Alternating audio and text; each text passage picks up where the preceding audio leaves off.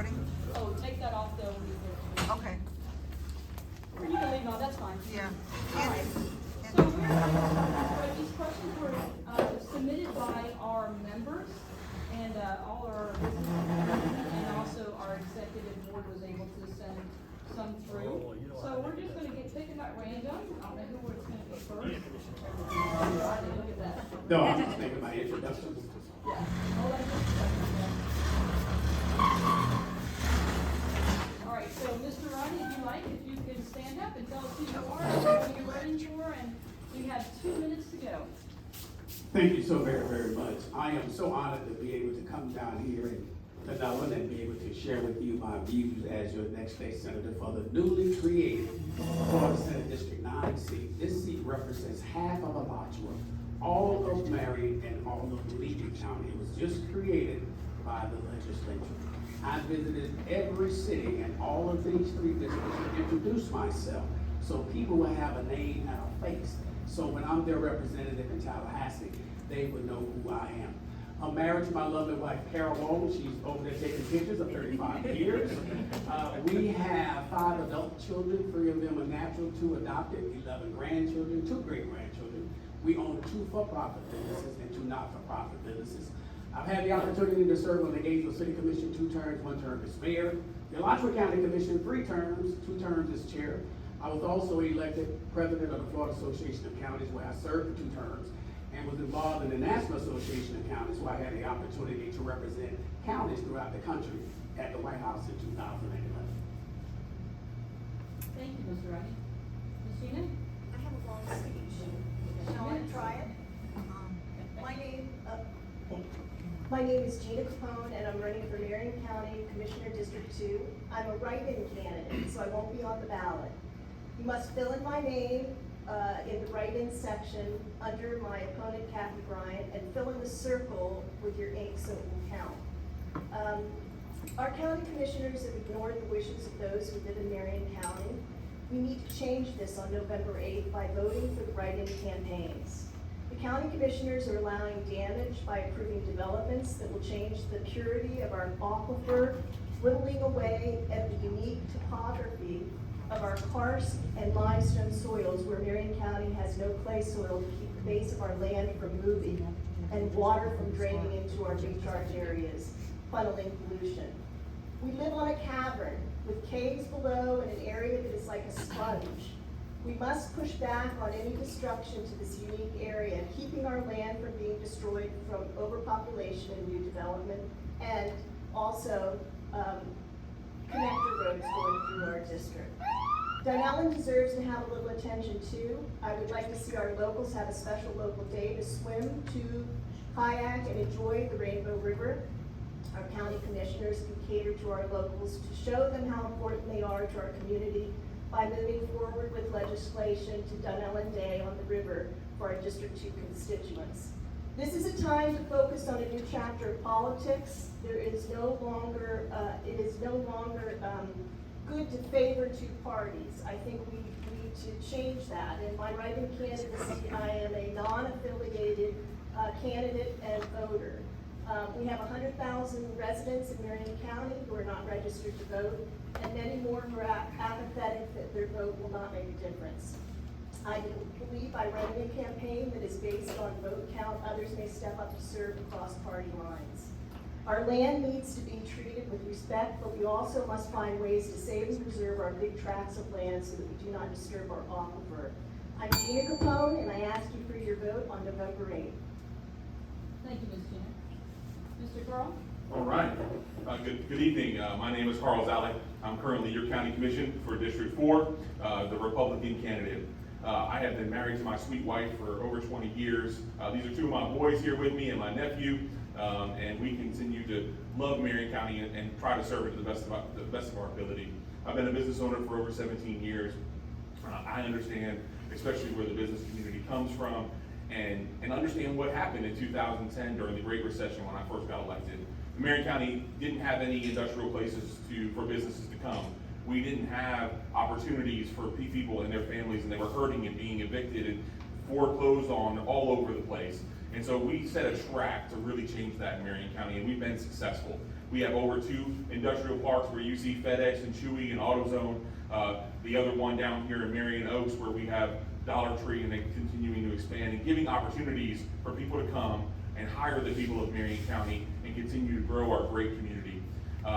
As you know, so many things have changed. The great things that have happened over here in Dunnellon, I worked with the mayor this last year to get the bathroom approved over at Blue Run. Been a great project for both the city of Dunnellon and for Marion County.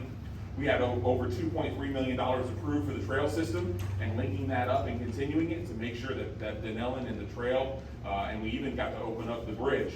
So we've had a lot of successes this last year in making and working with Dunnellon and their team, and we thank all of the representatives and the mayor for making those things happen. As far as myself, I want to continue to stay on the county commission to make sure that we have and continue to build a great community, one with opportunity, and so that my children have that same opportunity I was given to live in an incredible place, in a place where my grandkids can be raised.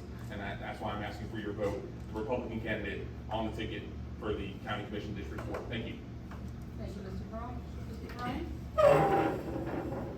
Thank you for the opportunity to speak to this prestigious group. I'm Brian Donnelly. I'm a candidate for County Commissioner in District 4. I'm a write-in candidate. I never intended to run. I came in late. I got fed up with what was going on around here, and I decided to put up because I could not shut up. I'm a former 3-time elected municipal planning official. I've done comp plan, zoning, subdivision rules and regulations, and helped save my town from overdevelopment, runaway taxes, overcrowded schools, and commissioners in the pocket of developers. I am running to save the land that I love and the people who live here from a similar plight. I'm a serial entrepreneur. My business and career has been extensively covered by the press over the past 45 years in science, engineering, agriculture, consulting, and health. I have over 570 endorsements on LinkedIn for people around the world. For the past 25 years, I've helped towns, counties, cities, countries, and companies become more sustainable. I've consulted to many people on everything from urban planning, housing, factory automation, waste management, how to make your company more profitable. I'm a fixer. I am the guy you call to fix what's wrong and make it right. Boy, do I have my hands full for me this time. We are deeply in debt with unfunded needs. We have the worst health statistics in the state, with people living here 6 years less than anybody else in the state. Our schools are overcrowded. Our roads are dangerous. We lack affordable housing. We're in need of major infrastructure upgrades. Our farms and livelihoods are being threatened with turnpikes, and we have commissioners in the pocket of developers. Our residents are upset. They do not feel as though anyone is listening, and our kids have been forgotten.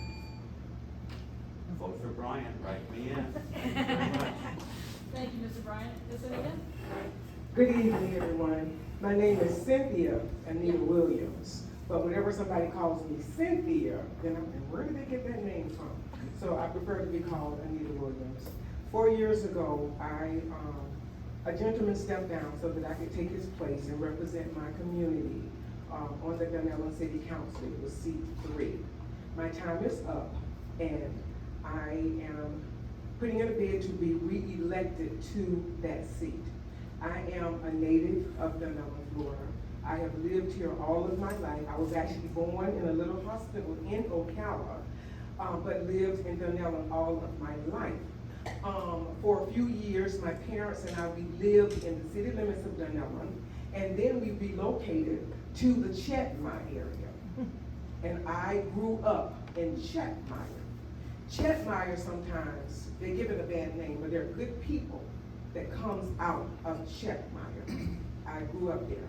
Then I moved back in 1983 to the city limits of Dunnellon. I have an Associate of Science degree from the College of Central Florida, or what they call Central Florida Community College back then. In the olden days, I would call it. So I have an Associate of Science degree, and after completing that degree, I wanted to go to work. My mom became a single parent when when I was like 6 years old, and she was stricken with a disease called rheumatoid arthritis, and she actually passed away at the age of 68. And so I went to work to help my mom. I was employed by the state of Florida for 37.5 years. And I was in various positions within the state government system. And I retired in 2015. And I am soliciting your vote to be re-elected to City Council seat number 3. Thank you, Ms. Anita. Mr. Tim? Thank you, Chamber, for hosting this event. My name is Tim Iskey. I'm running for seat number 3 on the City Council. I began my career in the U.S. Navy as an aviation electrician working on the flight deck of the USS Saratoga. After my enlistment, I went to and graduated at Vincennes University in Indiana. On graduating, I spent the past 40 years as a mechanical engineer and project manager, planning and budgeting and executing turbine and generator outages, both as a contractor and as working directly for the largest nuclear utility in the country. They gave me an opportunity to understand business from both a contractor and a customer perspective, so I got to see both sides of the coin. The projects that I eventually were responsible for ranged from $4 million to $110 million, and this was a business where they definitely ate their own, as the stakes were too high to allow for failures in this. I understand the challenges that face businesses, everything from cost, labor, regulations, etc., and definitely understand that businesses are the lifeblood of a community, and they must be nurtured with the thought that without them able to prosper, a community will simply shrivel and have a poor existence. I retired a couple years ago, which allowed me to become involved with the city meetings and the issues, and at this stage of my life, I would simply like to give back to the community before I get too old to forget it all. And then I view joining the council similar to joining the military. The idea is to give back, do my civil duty, then pass the torch on to those coming after us, and just like a work site, leave it better than when I arrived. And I thank you all very much for your time and hospitality. Thank you, Mr. Tim. Ms. Valerie? Hey, good evening. My name is Valerie Ford-Manchar. I am your current vice mayor for the city of Dunnellon, and I am on seat number 4. I am up for re-election, and I am asking for your vote. As many of you know, my family has been in the Dunnellon area for over 100 years. It has always been taught that you give back to your community. Everybody always asks, why are you doing this again? Don't you just want to go stop? I wish I could say yes, but that's not who I am. I see things that still need to be accomplished and still need to be taken care of. And I want to make sure that those things are done in a positive light. So that is why I am running for re-election again. I am married to my wonderful husband, Donald Cantor, of 23 years. My beautiful mom is sitting here. My father was the mayor of Dunnellon and city clerk years ago. So as you can see, it's kind of in my blood to do this. We do have a daughter, 22, and a stepson that's 32, and I have a beautiful grandson who's almost 2 years old, and daughter-in-law. I am a real estate agent, broker here in the local area. I understand business very well, how to run the budgets, and the decisions that our city makes, they do affect us. And so you have to always look at the bigger picture and not just the one thing that interests you. So that's why, finances are great, but we have to realize how those finances have to be spent, and that's why I want to continue to be your city councilwoman on the Dunnellon City Council, seat number 4, that I can continue and to go forward with the city for my grandchildren and even my great-grandchildren. Not for a long time, though. Thank y'all. Thank you, Ms. Valerie. I'm Joanne Black with the Dunnellon Chamber of Business Association. I'm the president this time, and I'll be your moderator tonight. We're going to ask you questions. None of you have received any questions. If you do have an opponent that's sitting next to you, you'll be asked the same question, so you both can have that opportunity, but not everybody will have the same question. I wanted to thank the American Legion for allowing us to come in here and do this. As I told you before, a lot of people do not like to come in here, because of COVID or whatever, so we are filming it. It'll be on the DCBA YouTube channel after tonight, and it will also be on our Facebook, so you can capture it from there, just to give our viewers what you want to say. And the American Legion would like us to stand and do the Pledge of Allegiance, if you don't mind. I pledge allegiance to the flag of of the United States of America, and to the republic for which it stands, one nation, under God, indivisible, with liberty and justice for all. Thank you so much, and we appreciate you being involved. I do have questions for particular, party or, position that you're running for, and then I have a question for all of you as well. So we're gonna do the all questions first, and then, I can read it, I can repeat it every time, like, the mic comes to you, or, just let me know. Can you tell me what your previous community involvement that you have had in Dunnellon, any city in Marion, Citrus, or Levy County? Any type of community involvement? You don't have to stand, you can sit right. Relax. I'm from Alachua County. I can tell you about my 4 decades of service in Alachua County. I've never had the opportunity to be involved in Marion or Lee County because I'm running to represent those counties. But I've been involved in Alachua County for over 4 decades. I started out at the age of 22, being involved in civic organizations, executive secretary of the NAACP. I founded the Martin Luther King Jr. Commission of Florida, which is a social justice education organization. I had the opportunity to serve in public office, elected public office, on 2 separate occasions. And I'm very involved in the area of food insecurity. Food insecurity to me is very, very important, making sure that people who are very, very hungry and don't know where the next meal is coming from, those are the types of things that I am involved in outside of public service and business. Thank you very much. Ms. Gina, would you like me to repeat the question? Yes, please. Can you advise what your previous community involvement you've had in Dunnellon, any city, Marion, Citrus, Levy, or Alachua?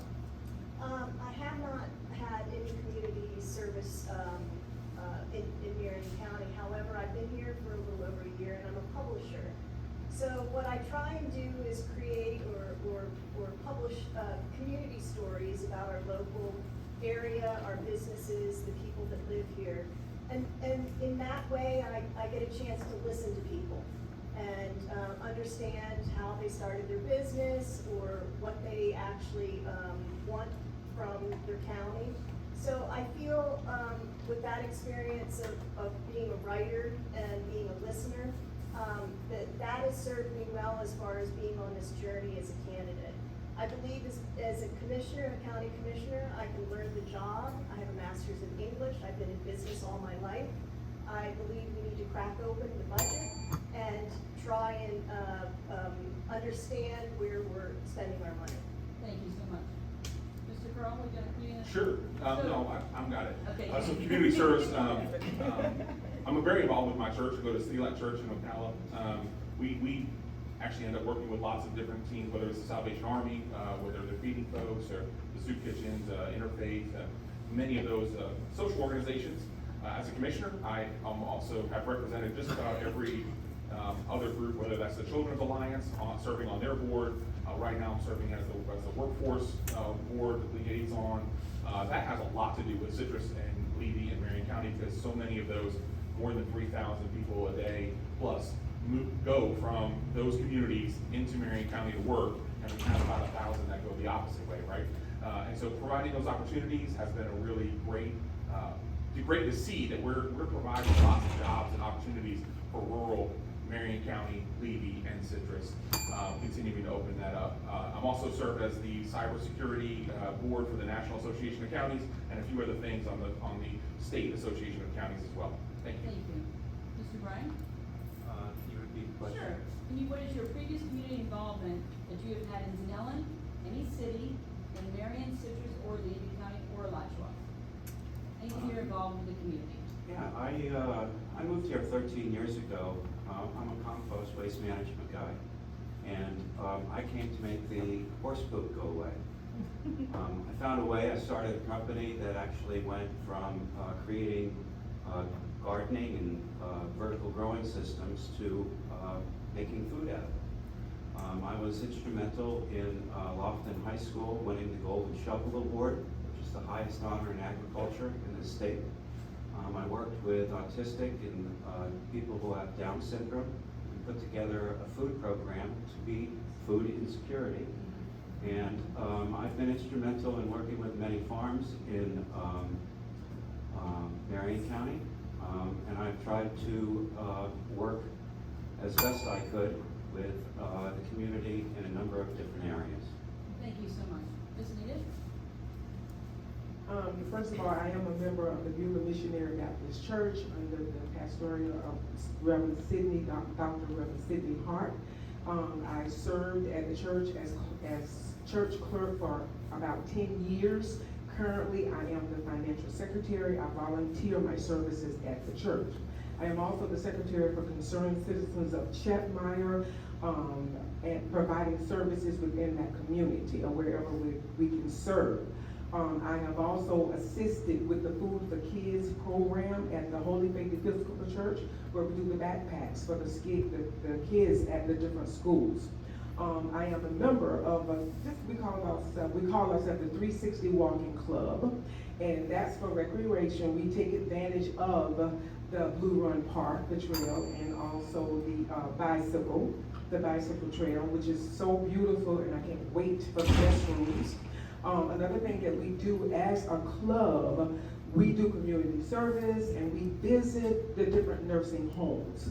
That kind of slowed up a little bit because of COVID, but we're going to get started back, and it's just, it gives me a good feeling because of how the people react when we come in to visit them, you know, being less fortunate than we are. We even had them with tears in their eyes, so I love doing that. Ms. Anita, thank you so much for your response. Thank you. Oh, I'm done. Oh, She's looking for the card. oh, I participated in the African American reading at the library. Sorry, these ears don't work right sometimes. Thank you. We donate, my wife and I donate to individuals and families' educational expenses. Each year we find a few families and individuals that need help with tuition, books, lab fees, et cetera, and cover the cost of those for the people. Participate in the city meetings, go through the issues, review the budgets, and then work with the staff when I can to help enhance procedures and things like that to help them operate more effectively and efficiently and make their lives a little bit easier. That's all I've done, so I just want to pass that knowledge on to help make their life easier again. Once a month, I put on diving gear and hop in the river and with kayak above me and remove the trash that's in the lower end of the Rainbow River that flows in from wherever it comes from, wherever the cans, the bottles, bowling, fishing line, etc. Thank you. Thank you, Mr. Jim. Ms. Valerie, would you like to hear these questions? I've got this one. All right, well, community involvement is my middle name, I'm pretty sure. Again, since I was in high school, you know, committees at high school and such. And then, of course, at our Dunnellon Presbyterian Church, I'm an elder, and we cooked meals and such for people and helped support children, go to church camps and things. I'm very involved in the school systems. I've been a volunteer at the elementary school for years. I was the FFA treasurer for the Dunnellon alumni. I helped sponsor Michellegram, which is the nonprofit breast cancer awareness program here in Dunnellon that helps give women free mammograms. That was named after my best friend who passed away from that. We have raised funds, and I do a lot of community service. Thank you, Ms. Valerie. You can hold on to that. Oh, thank you. So we're going to ask you one more question. This kind of goes with this question we just asked. We like to ask the question on community service because some people, when they get into political positions, then they start becoming a public servant, or they like to volunteer. But we just always like to know what you've done before you wanted to get involved in politics. So if you're not elected, what would you do to help with your work on the ideas and issues that are important to you? So if you are not elected, what would you do to help with work on ideas and issues that are important to you? With community service or with the city of Dunnellon? If you're not elected on what would you do? Because you would be given back. Right. So tell me how you would do, help with to work on the ideas and the issues that you have. So on your platform, Right. if you're not elected, how are you going to get across and how are you going to see if you can convey your ideas and, to your city council? Sure. Again, attend meetings, of course. I'm sure they'll be happy to see my face. But basically, again, I'll always still do the Michellegrams and those kind of programs. And as far as going back to my city council if I'm not there. It would go, like, especially like when we had the, no bill recommendation that on the committees that I sat on, the TPO and such. I'll keep making sure that goes forward. I mean, I was even doing that back in 1999, so apparently I've been serious about that. And that's just when you kind of, you offer to help them. You offer to go in and say, look, and it's, everybody thinks that the city is in charge of creating and doing everything, but that's not it. We want to be there to help and assist, so we need the citizens to come in and give us those ideas, and I think that's something that I would take on the project of. Thank you, Ms. Dodge. Mr. Tim? If you're not elected, what would you do to help work on the ideas and issues that are important to you, and, you know, pretty much put on your platform? If you're not elected, how would you get the ideas from that you're running on to the council? Pretty much the same as I do now. I continue to attend the meetings, be aware of the issues, based on my experience, see what, where there's, where I think the help is needed. Like with planning, I'm working on a guide right now with the staff to present a checklist for what a plan should look like prior to presenting to council, so it has all the elements of the plan to make an informed decision. Continue to review the budgets and offer recommendations on where maybe, you know, we can spend differently and things like that.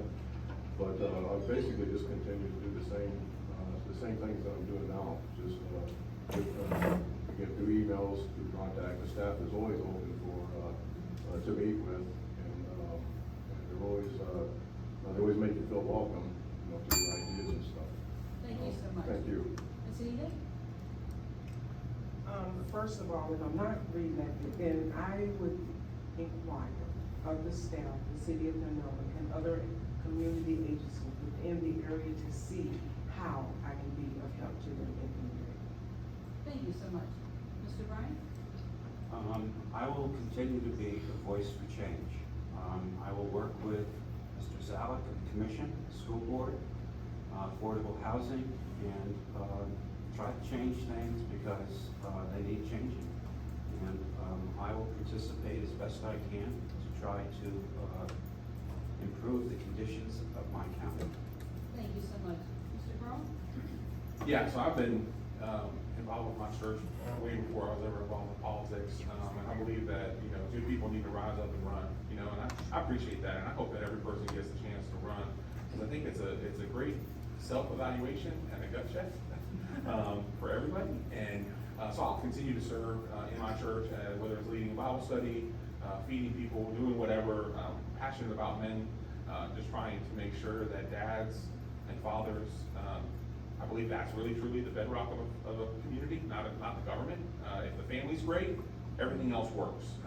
And hopefully more men will step up and be better dads. And I think if we can lead that type of process in the community, then we create a better environment and a greater community as a whole.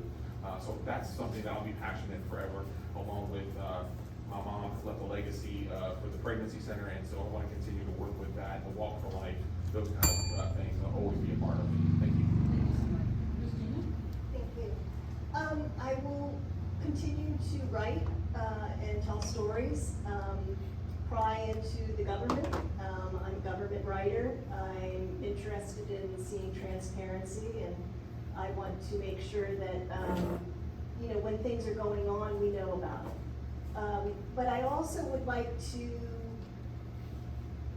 create some way to change the discord in our two-party politics. I don't think it works for everyone, and I really would like to see an alternative, and I know everyone says, well, we can't have any other alternatives, but I believe we need them, at least to discuss and debate different things so that we can all be on board at the table. Thank you, Ms. Gina. Mr. Roddy? Thank you very much. I see my role as a candidate, first of all, for office as one that should educate and hopes to motivate people to participate in the political process. That's number one.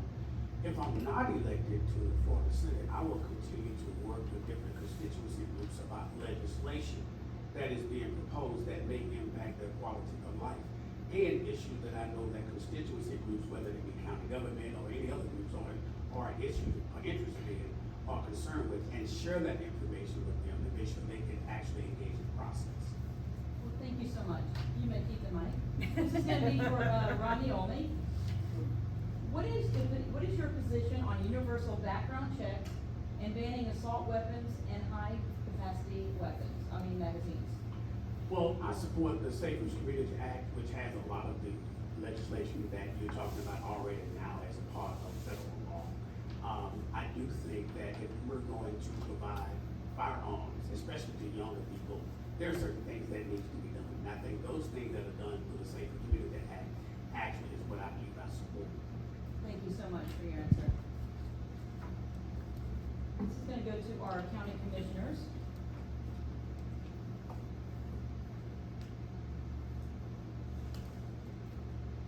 What part of the county government, and we're gonna give it to you, Ms. Gina, we'll do it with you. What part of the county government would receive more attention if you were elected? That's a big question. It is. I really believe the budget. The budget needs to be,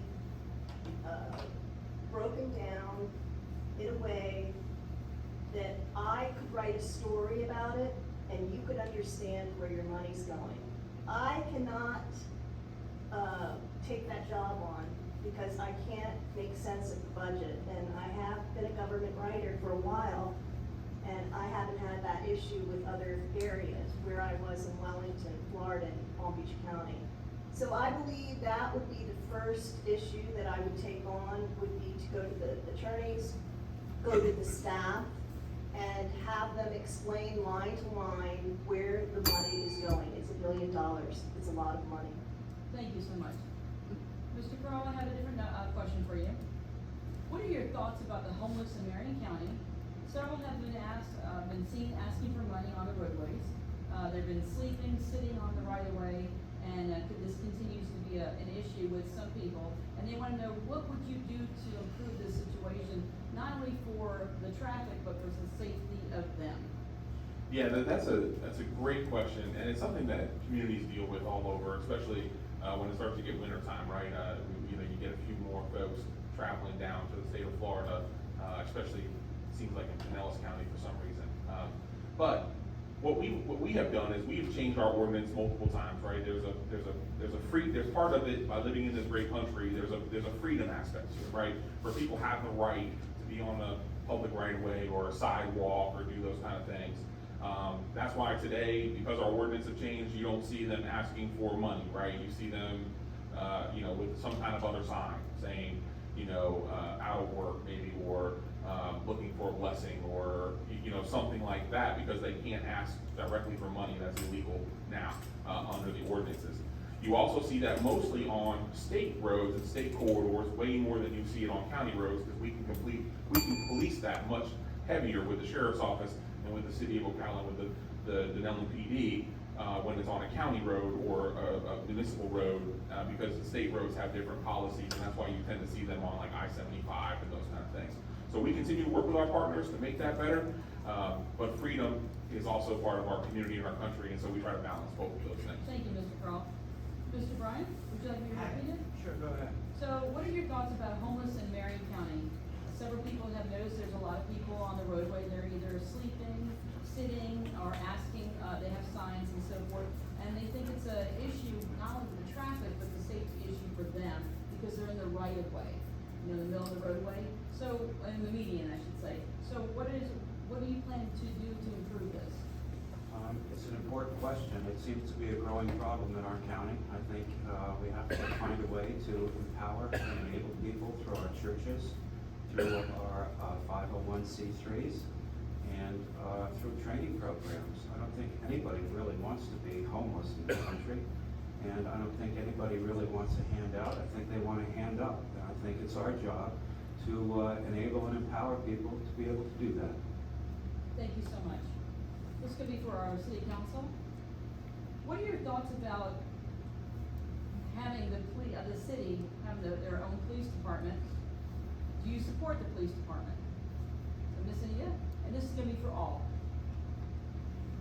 I feel very strongly that the city of Dunnellon needs the police department.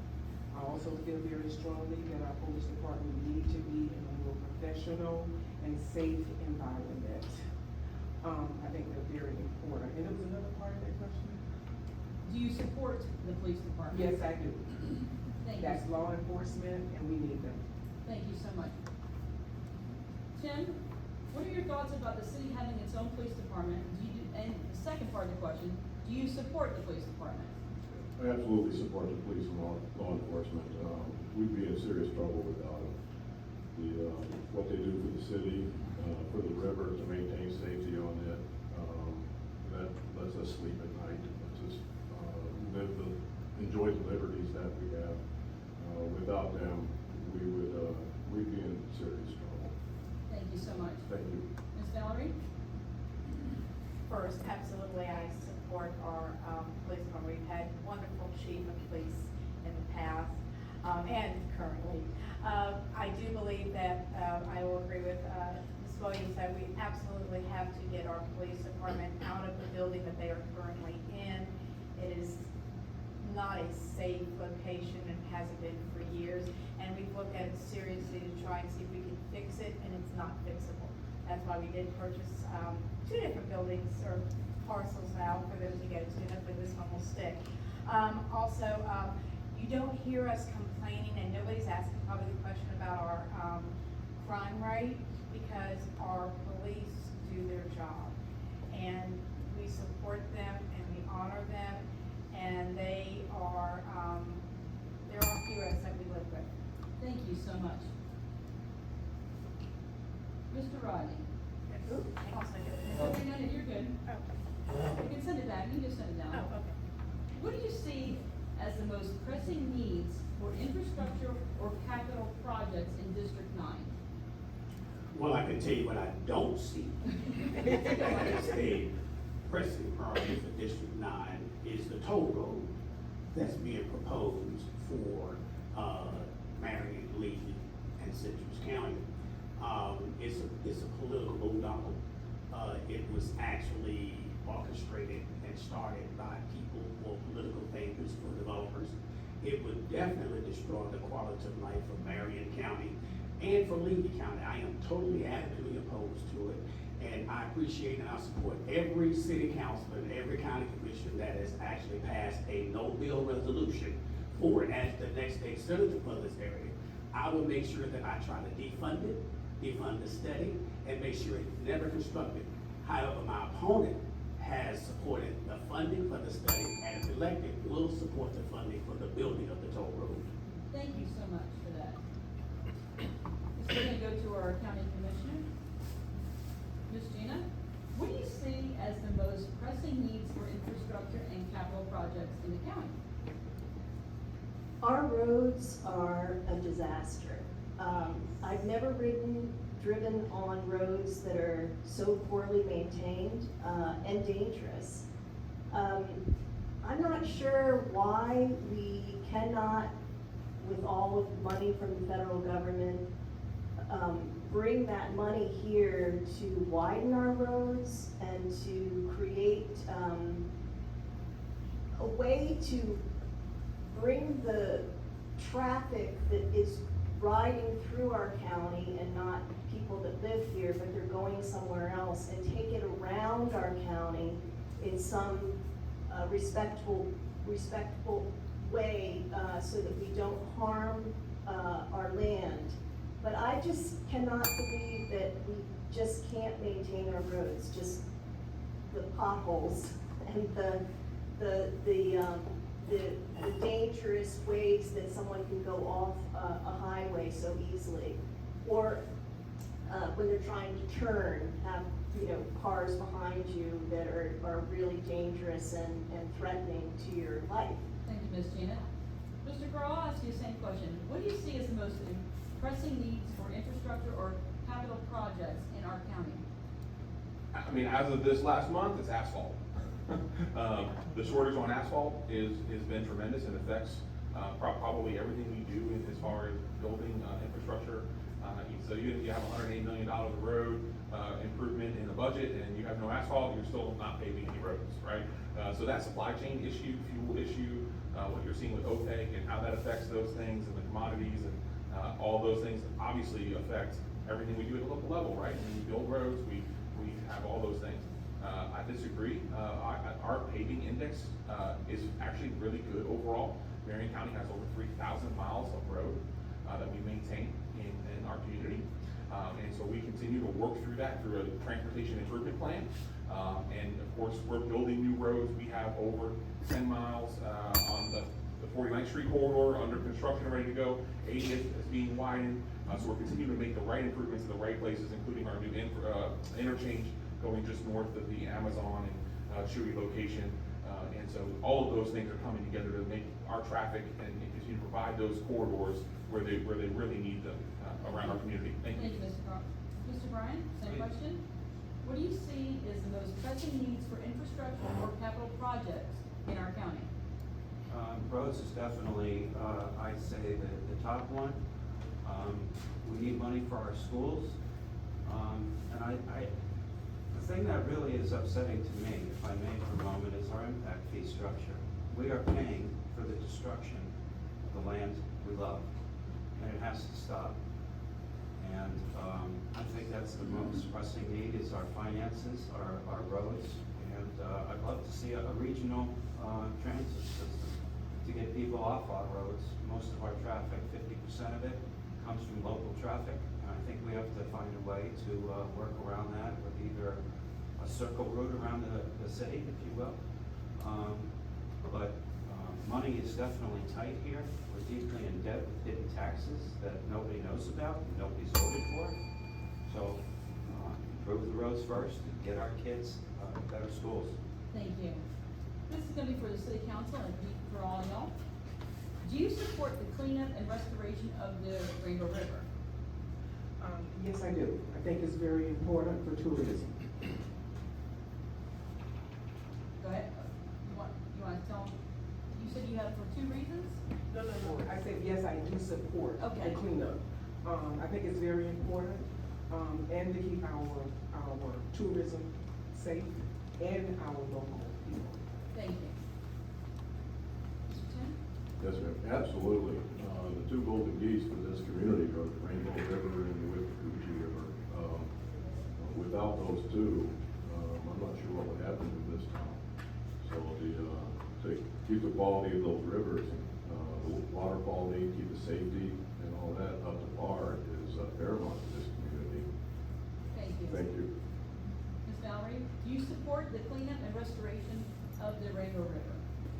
Absolutely. Doing it as a public, as a private person, when you see things floating down the river, I've always done that. And of course, now there are volunteer groups that are trying to do some studies to see how their projects could possibly work here.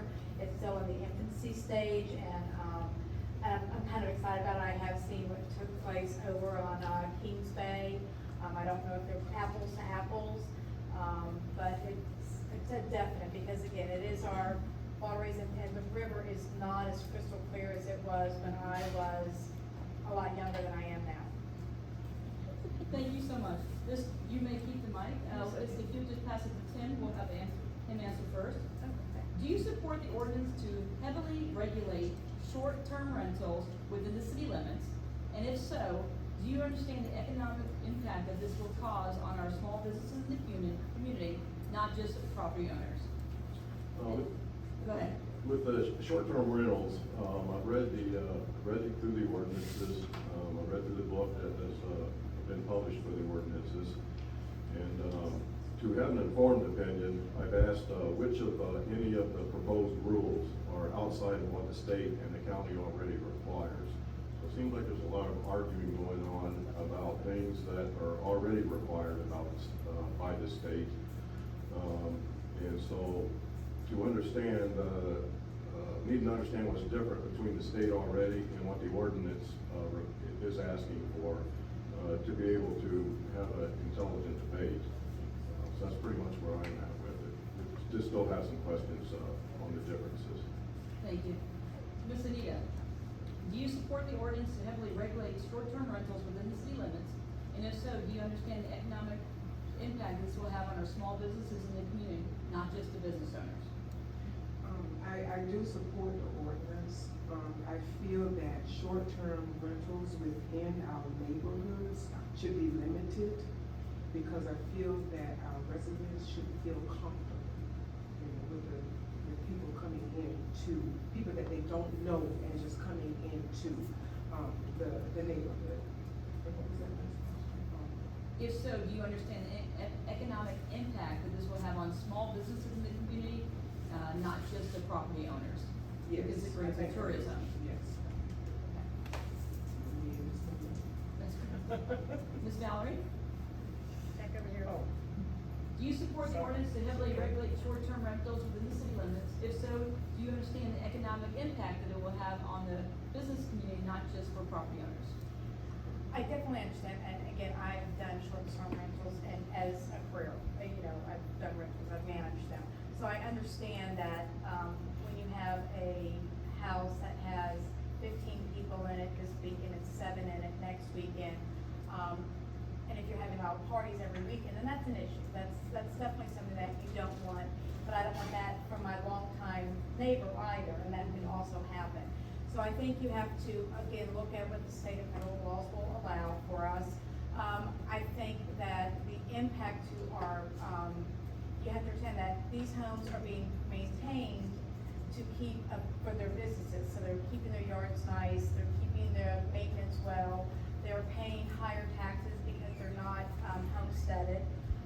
Again, I think that just like our RVO district, we did a limited amount, maybe that's something that we can look at. I definitely think that they should be registered with the city. And I do definitely understand the impact of finances. Thank you so much. Sorry I ever talked. This is gonna go to the county commissioners. What idea do you have for affordable housing in our county? Well, I think each development should have a percentage of affordable housing in any new development, first off. I think that we should be looking into tiny home communities where people are actually working within them. And these communities can be powered by waste in some instances. I think they can be off-grid. And this is one of the biggest problems for millennials here now. We've gone through a real estate cycle. We've doubled and tripled, in some cases, housing prices here. And I think there has to be a containment. There has to be a CPI index that can't be violated so that people in the future, those who serve us, we will be able to serve them. Thank you so much. Mr. Carl?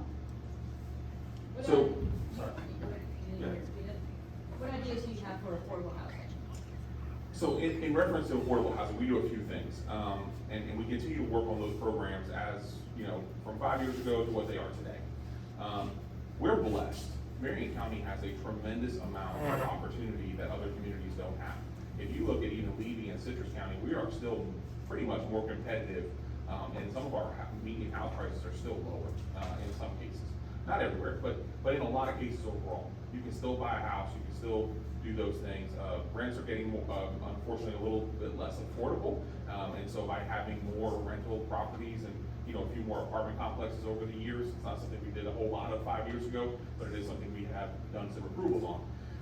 And so if you look at Marion Oaks, if you look at Silver Spring Shores, there's probably over 30,000 lots there, right? And on top of the world, it still has capacity of about 30,000 for retirement communities. And then all the way around it in our urban growth boundary, we have placed more opportunities. And so Marion County has a great, continues to be a low tax, great opportunity with a really moderate income. You can still have a great home and call this place home. So I think that's what we're looking for. Thank you. Ms. Gina? Well, I think that we need to stop development. I think brand new development brings in higher pricing, and then everyone pays for it in taxes, and sometimes people can't afford the taxes any longer. We have to find ways that our assessments on property is not so outrageous that people we cannot contain the prices of our real estate. And I think that comes from the industry, real estate industry and appraisers. They need to be trained to stop appraising properties to amounts that are not going to benefit the people here in Marion County. They may benefit from another state moving here, maybe feeling that they're not paying as much, but it affects all of us, and we need to keep a hold on that from going up. Thank you, Ms. Janet. Mr. Ryan, what steps, if any, will you take to address affordable housing in our state? Well, that's a great question. I'm glad to know all of us have challenges when it comes to affordable housing. The state of Florida right now has about a 400,000 unit shortage when it comes to housing. And that makes housing affordability in Florida, unattainable for the American dream. As a licensed real estate broker, I believe in the idea of home ownership and the American dream of buying a home. Also, the legislature has actually taken away from local government and homeowners and housing providers the funding mechanism that we the people voted in 1992, which is the Sadowski Trust Fund. They've now limited to only where 1/3 of the funds can actually be spent now on affordable housing. As the next state senator that will represent this area, what I want to do is try to reach across the aisle and work with like-minded people to actually go back and repeal that law and to fully fund the Sadowski Trust Fund, so housing providers, including local government, can actually use that part of money for housing affordability.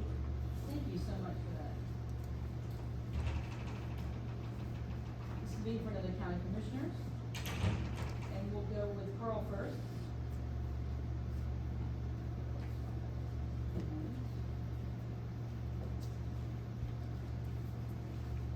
Sorry.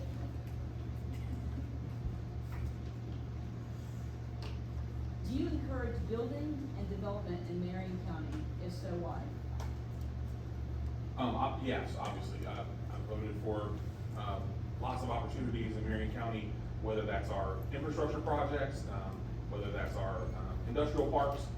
And the reason why is it's simple. Every 500,000 square foot of industrial space that we build is equal to that of about a 500 home subdivision, right? So you look at Amazon, that equal, and the park over there, right? That's over 2,000 homes worth of taxes and revenues that our community gets to keep, right?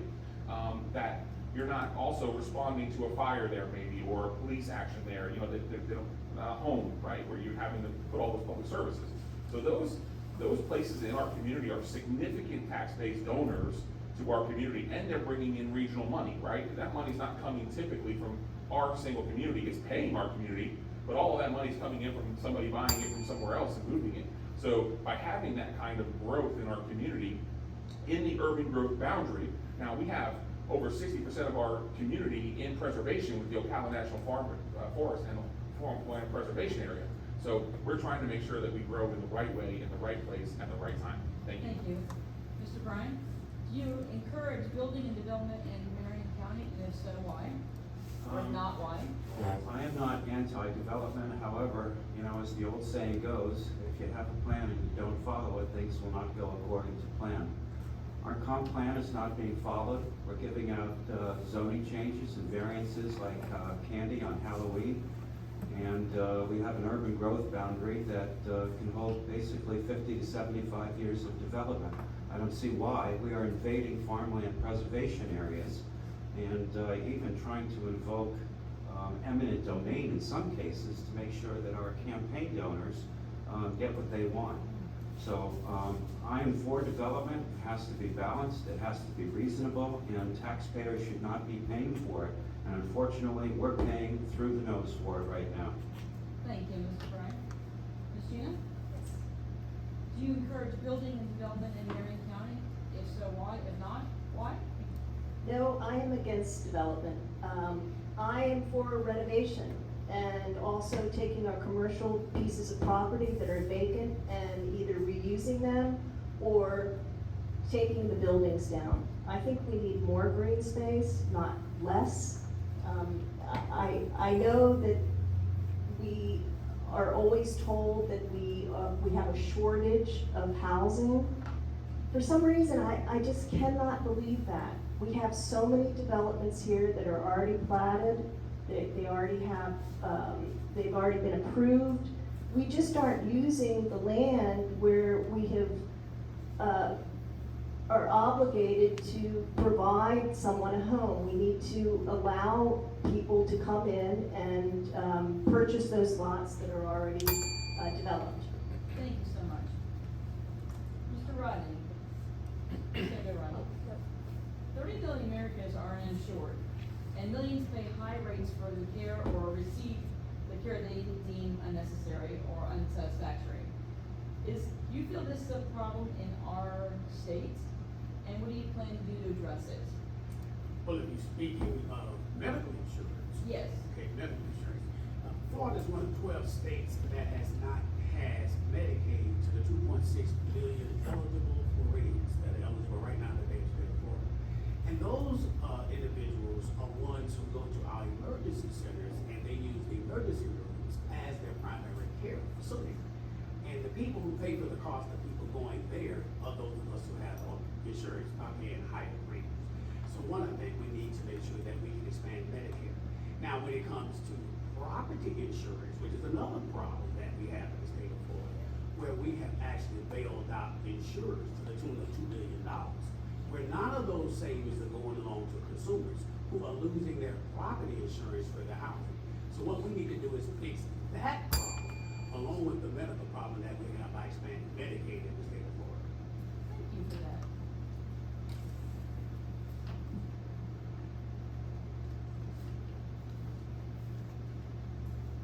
Ms. Gina, why do you want to serve as county commissioner in Marion County? I came to file because I felt that the residents of Marion County needed to be respected and to have their commissioners listen. And I feel that that's not being done. I want to do a good job, learn the job. I want to legislate term limits and referendums so that the people have the power back and we give less to the commissioners so that they can't make these decisions that are gonna hurt our county. Thank you. Mr. Bryan? Why do you want to serve as county commissioner for Marion County? I think the place is out of control, quite frankly. We're billions of dollars in debt. Our schools are totally overcrowded. We have the worst health statistics in the state. We have very little affordable housing.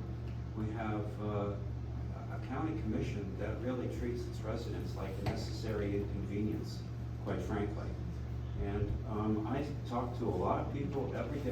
I've been doing this for months, and people are really upset. We have a divided community. We need to have some healing. We need to have some unity. And I'm trying to bring some sense and balance back into this system so that we can have a legacy for our children, one that they'll be proud of. Thank you so much. Mr. Pearl, why do you want to serve as county commissioner for Marion County? It's simple. I love this place. It's where I'm raising my family. It's where I have a business. It's where I do community. It's if I didn't care, I promise you wouldn't go through all of this, right?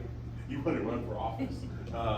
But man, we have such, and our community has done an incredible job, right? The people of our community are unlike anywhere else you go. And I love being a part of that and leaving a legacy for my kids that will be much better than what I found it. There's a reason why we're on the top 10 list, one of the safest places to live, one of the best places to retire, one of the fastest growing metros with opportunity for families and for their kids and their community. I want to be a part of that legacy that makes Marion County the horse capital of the world. We've got a brand new place where Olympians will break records in swimming, right? And the World Equestrian Center, and what it's done for our community, and what it's done for this community as an outbranch of that, right? We see the things that the county commission and the decisions we've made come back and really impact the opportunities and make Marion County the best place on earth to live. And that's why I want to be your county commissioner. Thank you so much. You pass it to Ms. Anita. Anita, why do you want to serve as city council for Dunnellon? To represent my community and to let the community know what's going on within the city. We have a lot of people, unfortunately, that does not attend city council meetings. So I will be a voice to them, to let them know what's going on. Thank you. Ms. Valerie? Why do you want to serve as city council for Dunnellon? I love it. I love my town. This is my home. This is my family's home. This is, legacy. I think I can contribute. I look at things logically, even if it's something that I love or dislike. I don't put myself in that place. I put what's best for the citizens, and I listen to everyone. I just don't listen to one core group, but I listen to everyone because there's a lot of people in this town with different thoughts, and even, in fact, I spoke to a gentleman today, said, Valerie, I like you, but I'm just not gonna vote for you. And I said, you know what, that's okay, I'm still going to be representing you when I'm back in city council again. So that's why I do it. Thank you so much. Mr. Tim? Simply just to give back. I have the time, I believe I have the experience, and I just like to use the knowledge I gained from my career and personal experiences to help the city government.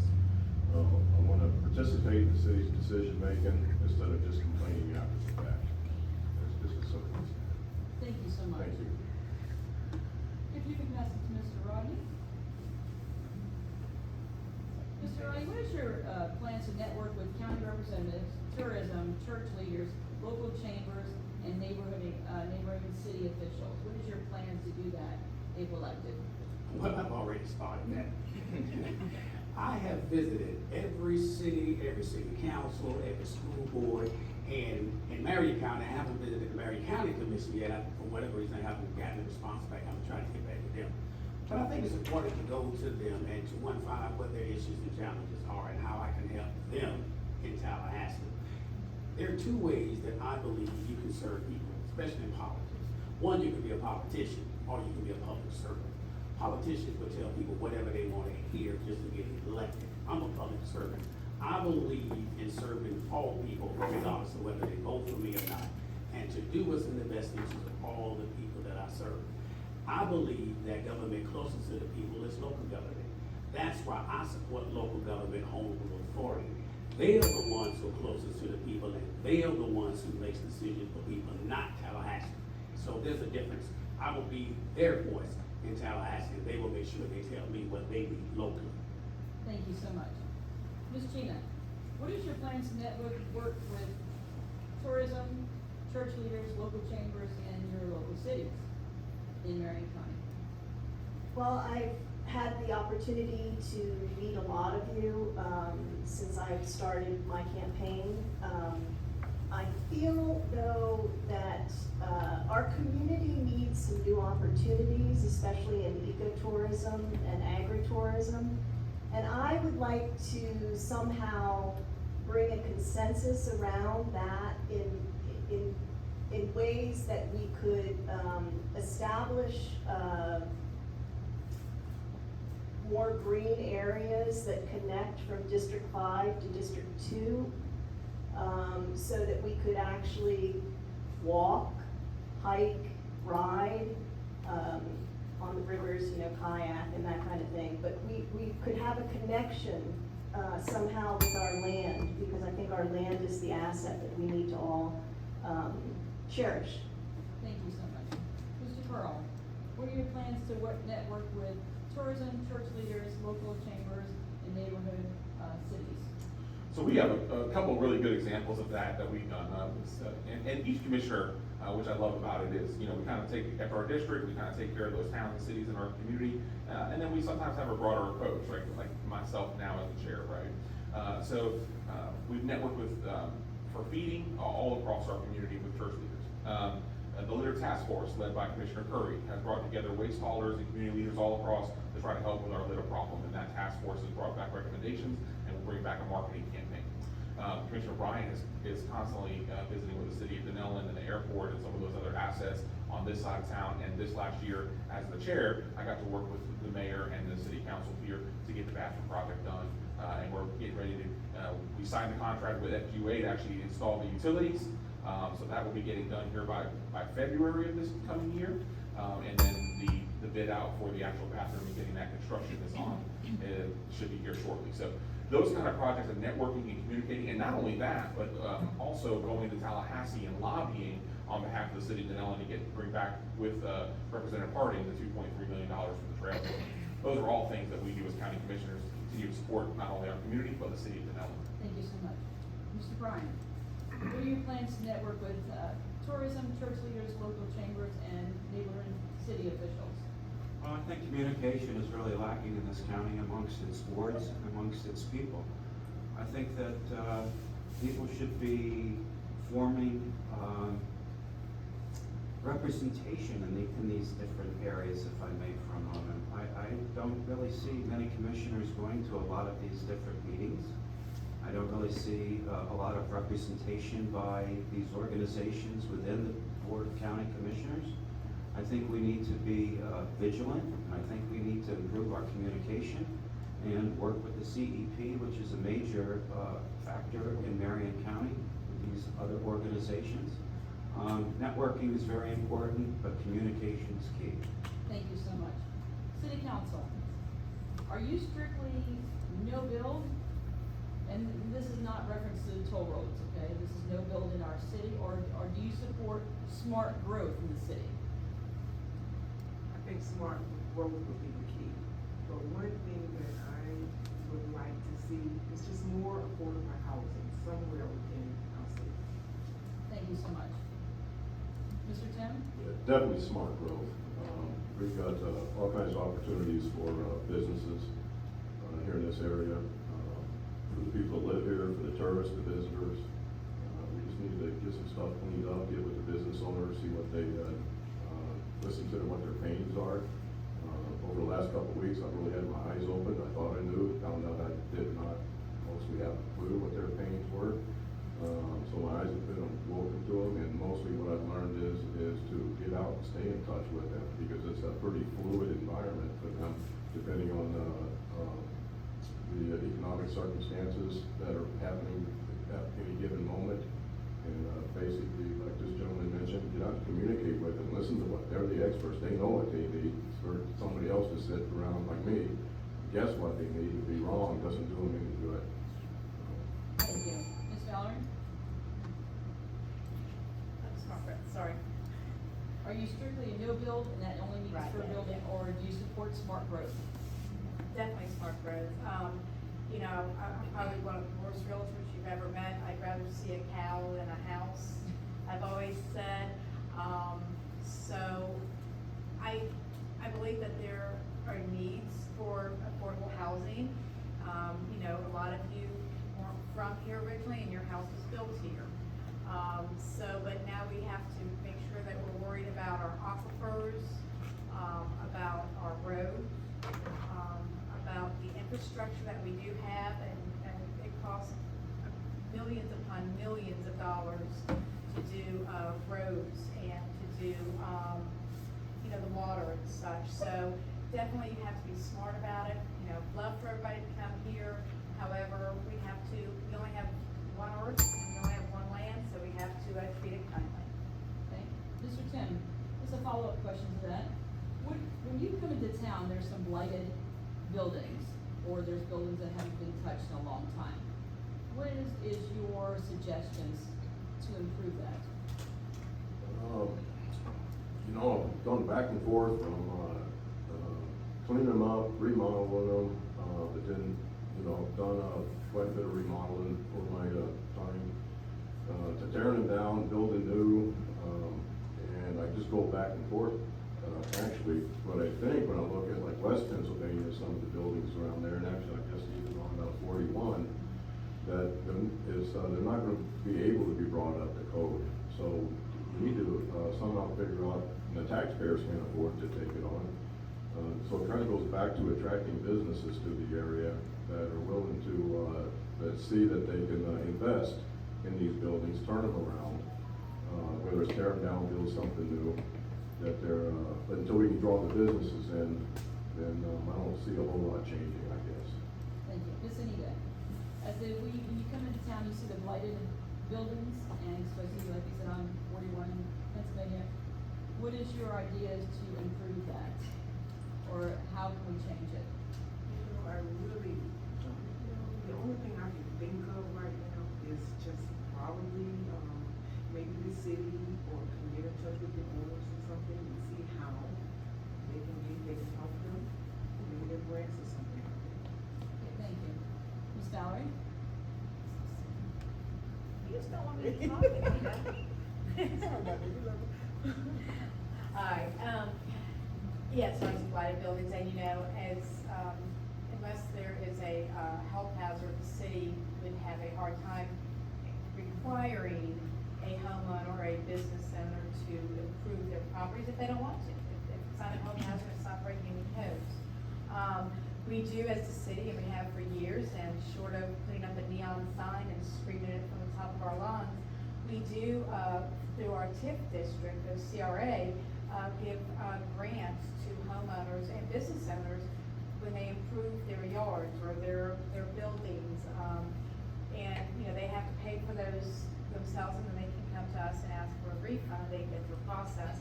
So that's one thing that I think the city has done that, again, knocked on doors, have told people about it, and it's still not being utilized. So I don't know how you can bring the horse to the water, but you can't make it drink. Well, thank you for sharing that with us. Hopefully our viewers will know that they have the opportunity to do that. Thank you. Let's go to all the candidates, and we're gonna start with Brian. Mr. Brian, if you're elected, what do you hope to accomplish during your term? How about fiscal responsibility, fiscal accountability? I think this community is totally divided in so many ways that it's really a shame. We all came here not because of convenience stores and warehouses and fast food joints.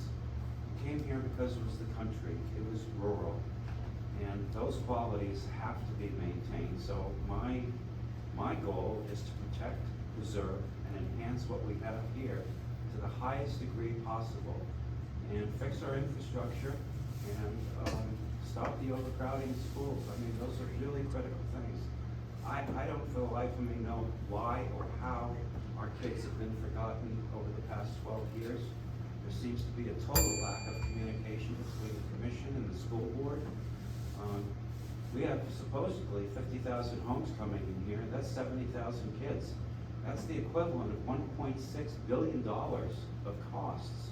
We pay 32% of that. Where's this $800 million coming from? It's not coming from the developers who are creating the need. I think it's a shame, I think it's an outrage, and I think it's disgusting. Thank you, Brian. Mr. Carl, what do you hope to accomplish during your term, if elected? So what I really want to do is a couple things. A couple little projects that I want to get finished up. Obviously, the restroom in Dunnellon is the top on the key. Swimming in Silver Springs, working with our state representatives to get the master plan achieved and making sure that we open up a swim zone at the head spring in Silver Springs and get our community back in the water there. Because I truly believe that long term, when you get folks using the water and doing it in a stewardship way, then they'll have more ownership of it. And I think we've lost that over the last 50 years generationally at Silver Springs. We have a great group of folks that love and protect the rainbow because they use it, they love it, they live it, right? And I want to bring that back to Silver Springs as well. And then of course, infrastructure, making sure we have the right roads, we change our level of service, and we get better at doing those things. We're spending over $3 million just in interchange pieces of it. So, and I think my friend here just says forgot he's not running for school board, so then that'll help. Thank you. Ms. Gina, if elected, what do you hope to accomplish during your term?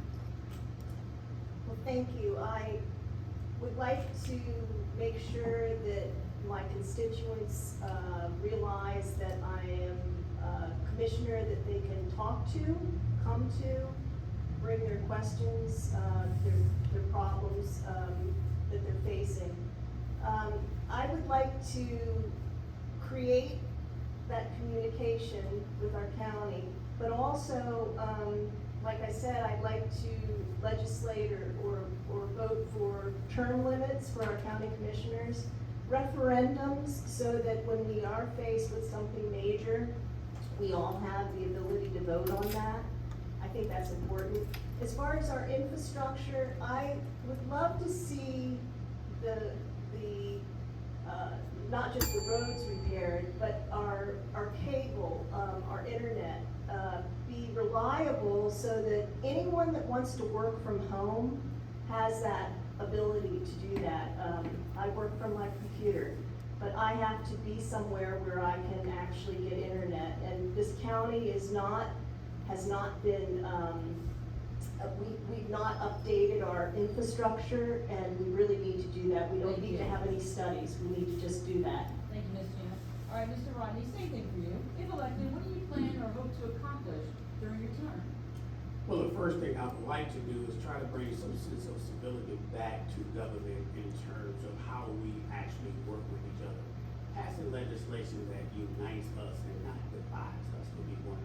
Secondly, working with county governments, Carl and others, the city commissioners, to make sure that they understand that they are the one that people elect locally and not the legislature overruling them, by making sure that I can be there for what's to fight against preemptions of local government. Also, I like to try to reach across the aisle and work with like-minded people to expand Medicaid to the 2.6 billion people that need it in this state, and also to address the challenge that we have when it comes to property insurance in this state. Thank you so much. If you'll pass the mic down to Tim. Tim, if elected, what do you hope to accomplish during this term? First is lower the tax rate, and it's not just rhetoric I'm saying for the campaign. Over the past couple of years, I've gone through the budgets line by line. The finance office has been kind enough to answer all my questions forthright, and I really, thanks to her and my background, understand every item in the budget. Over the years, I've offered suggestions, and some have been used and taken, others not. So it's just to have a voice on the council rather than at the podium, I believe will help. The other thing is I help develop a procedure and a checklist for creating good, solid plans prior to spending, prior to presenting them to the council, so that before approving the taxpayer dollars, we can avoid expensive, time-consuming mistakes as we have in the past. Thank you so much. Ms. Anita, if elected again, how do you hope to accomplish, what do you hope to accomplish during your term?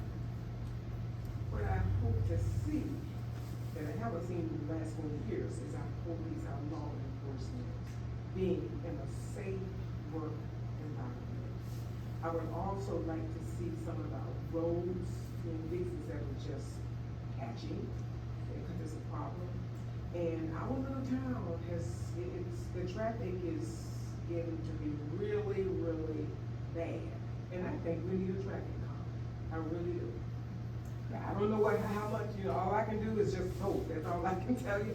And another thing I would like to see, and I heard a former council member say this, we need a community center in our area, we do, we need a community center.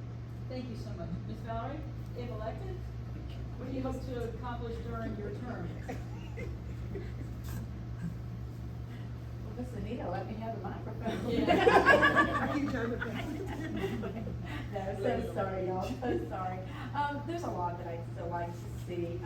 I'd like to see us get, our parks that are, in need of some improvements for the we need a kayak, launching pad at the new, boat ramp that we just took over from the state of Florida. I'd like to see, I guess the bathroom finally completed. I definitely, the police department, that is, I can tell you that Miss Anita and I, we fought tooth and nail to, get that, they should have already been in the building. It's a shame that they're not, and just to keep listening to everyone. Thank you so much. This is gonna be our last question for y'all, and then, after this, we'll do a minute and a half, just pretty much a recap, whatever you want the audience to know about yourself. So we're going to start with Brian. What skills and experience do you have that would be beneficial to you for the position you're running for? So what skills and experience do you have that would be beneficial to you for the position you're running for? And if you'll just repeat the position you're running for again. I'm running for County Commission, District 4. Again, I'm a 3-time former elected municipal planning official. I've been involved in urban planning, engineering, and consulting in helping countries around the world. I think I'm totally overqualified for the job, to be honest with you. And I don't know what more to say, really. Thank you. Mr. Carl, what skills and experience do you have that would be beneficial to you for the position you're running for? And please state your position you're running for. Sure, I am your county commissioner of District 4, and I'm not overqualified. I am definitely here to listen to people. I learn every single day from people that come into my office, and we work through an issue. It might be a building permit, it might be, it might be the way a roadway works in their community, it might be a stop sign, a light, or whatever, it doesn't matter what it is. I think, listen, I've been in the garbage business since I was a little kid. We put together a plan that has saved Marion County over $30 million by transferring our garbage down to Suffolk County and buying airspace for our community. That's money we haven't raised the solid waste assessment in over 15 years because of that very thing, right? So it's those kind of ideas and bringing those to the table that really make a difference. And if you elect me as a garbage guy, right, I'll continue to take the trash out. Thanks. Ms. Gina, what skills and experience do you have that would be beneficial to you for the position you are running for? And please remind everybody the position you're running for. Yes, I'm running for County Commissioner, District 2, Marion County. I am a title examiner. I have clients that are developers.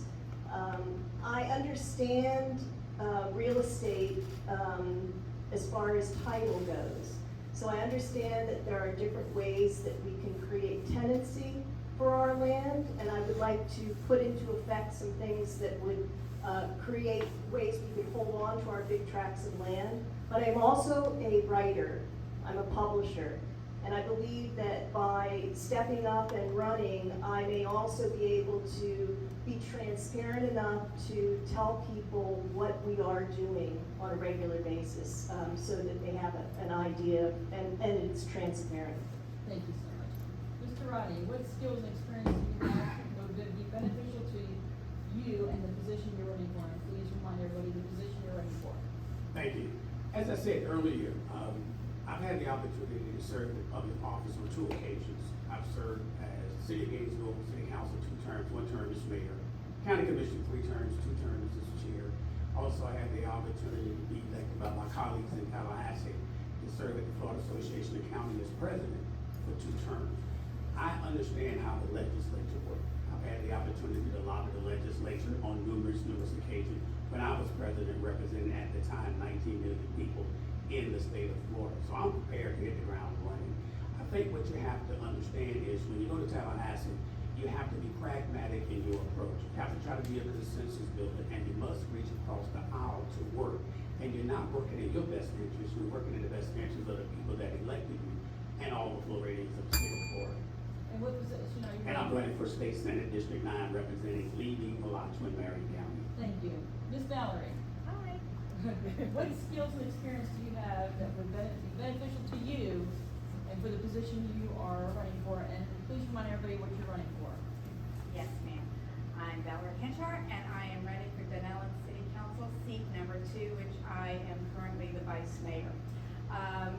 The experiences that I've had on the city council, being on the TPO, understanding the why county roads we don't maintain, which I told these gentlemen earlier today when they wanted something changed.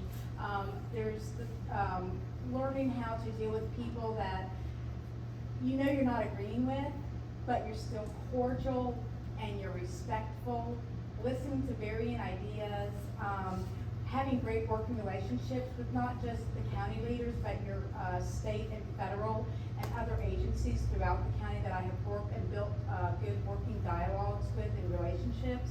I'm going to be honest, I'm going to have integrity, and I will definitely be humility when I'm speaking with others. Thank you, Ms. Mallory. Ms. Anita, what skills and experience do you have that would be beneficial to you for the position you are running for? And would you remind everybody what you're running for? I am running for, re-election to the Dunnellon City Council seat 3. I have 4 years prior experience serving on the council. I think I have exemplary people skills. I have an extensive background in providing governmental services. I work for the state of Florida. I'm reliable, honest, sincere, and an energetic individual with the desire to do what's right and needed for the citizens and to make a difference with them and to make a difference within our town. Thank you. Mr. Tim, what experience, she does not want to give anybody that money. What skills and experience do you have that would be beneficial to you for the position you're running for? And please remind everybody what you're running for. I'm running for Dunnellon City Council, seat number 3.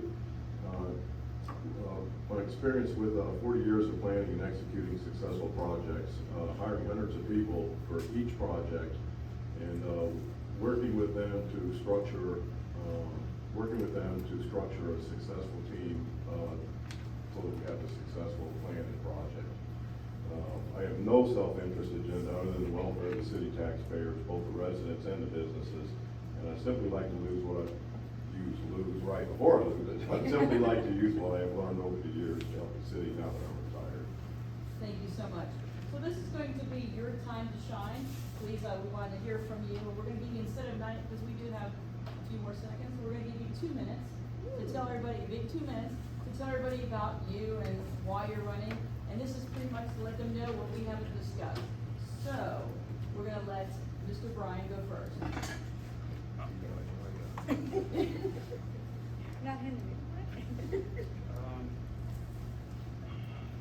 I'm 67 years old.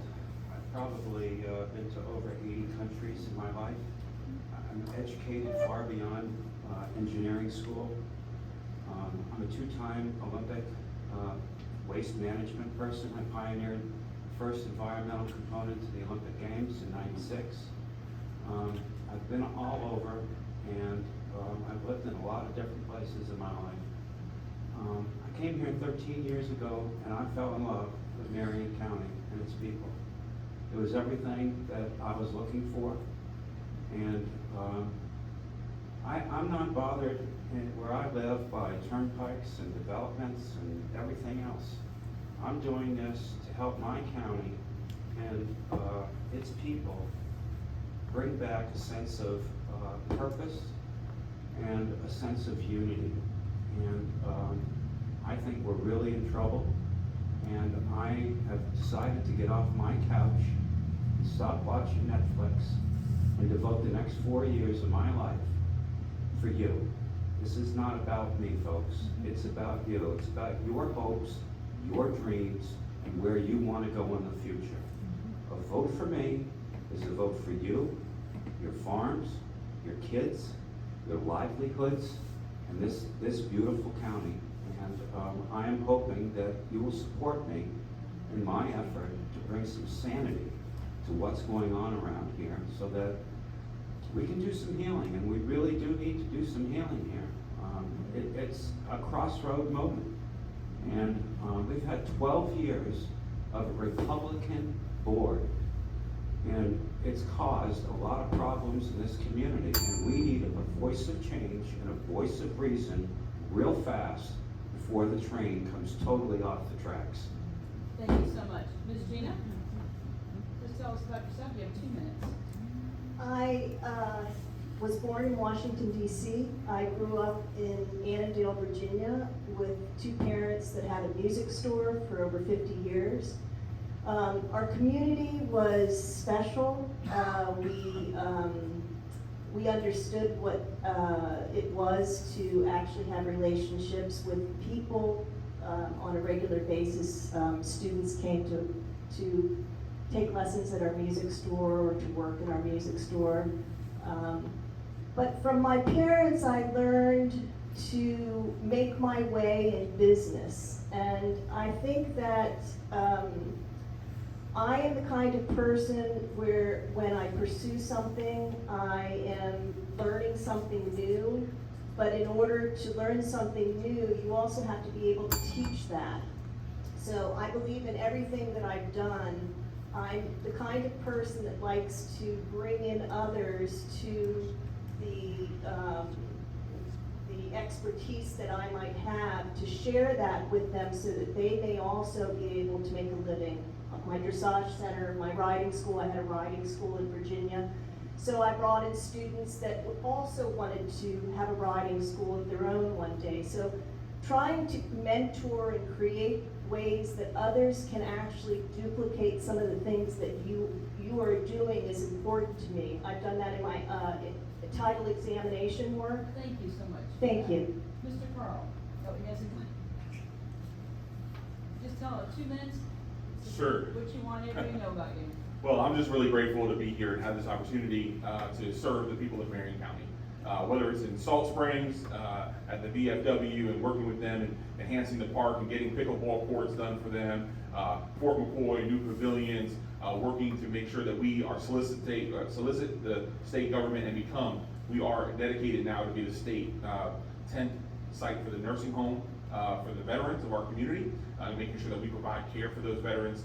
We pioneered a one-stop shop for our veterans so they can get all their benefits, their DD 242 or all their forms, and making sure that happened. In fact, we just worked with the Veterans Council to make sure that we dignify with a ceremony for every homeless veteran in our community, that they get a ceremony provided for them and honors that they deserve.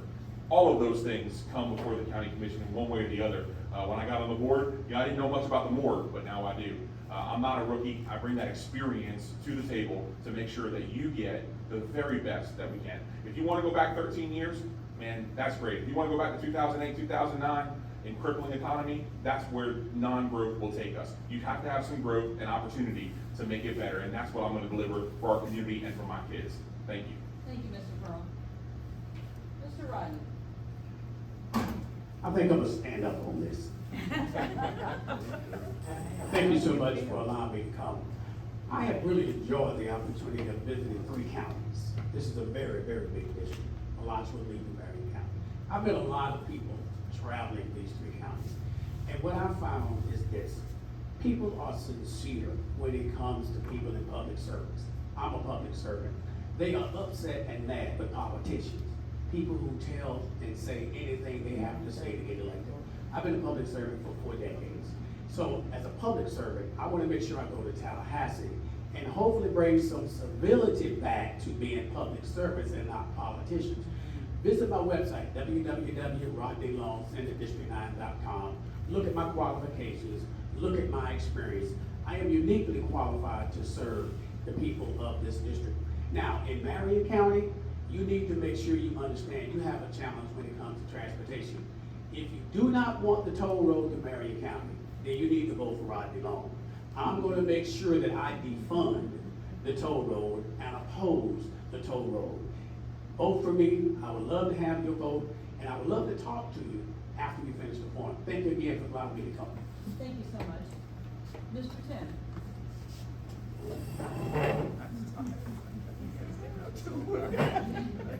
I'm gonna stand up like Rodney with my brother. Oh my goodness. Thank you for the, thank you, Rodney. My mother-in-law's lived here forever, and we've been coming here for decades. Came here in 2010 to live out the rest of our lives. We just fell in love with the place. I've had an incredible career over the past 45 years that resulted in a tremendous amount of knowledge and experience that I think can be applied to city issues. And simply like to use what I've learned over the years to help the city. And thank you very much for the invitation.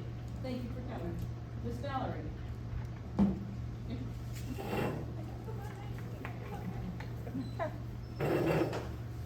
Oh, so sorry. I'm just gonna have a time that, to make sure that everybody in the city of Dunnellon knows that their opinions matter. The good ones, the bad ones, that they are listened to, and that, I hope they feel confident that I am a city council person that understands, because of my experience on the council and on so many other boards, and I can't even remember all of them, that things can't just be done just because it's, you know, you can only spend money on roads from your 1 cent sales tax. You can't take that 1 cent sales tax and use it to enhance a restroom, let's say. So there's so much more complication to being on a council or a county commission that the residents just aren't aware of. And I take pride that I consider the issues. I answer every email that I receive. I'm courteous, and I love doing this. It's me giving back, and I'm not doing it to have a legacy and somebody 50 years from now will go, oh, Valerie did that. It's just that they're like, oh, I love this road here, it makes my trip so much easier, and they don't have to know that Valerie did that. I just do it because I love it, and that's why I hope everybody knows that I'm very sincere, and that I'm always open to talking to anyone, even at Publix or or walking down the street. They say it's a part-time job, but this has never been a part-time job. Thank you. Thank you so much. Ms. Anita? You got me. Well, I'm going to stand up, but my butt is not where I need to be. Because I have somewhere to go. But I am Anita Williams, running for Dunnellon City Council, C3. I am a 67-year-old native of Dunnellon, Florida, and I just want to have a voice and a vote for the betterment of the Dunnellon community. Thank you so much. And we'd like to thank the DCBA, we'd like to thank you all for coming and giving the viewers and the people in the audience a chance to get to know you. And we encourage you to stay a little bit longer and meet with everybody who'd like to speak to you. And we want to wish you all the best of luck during the elections. So thank you so much for coming here.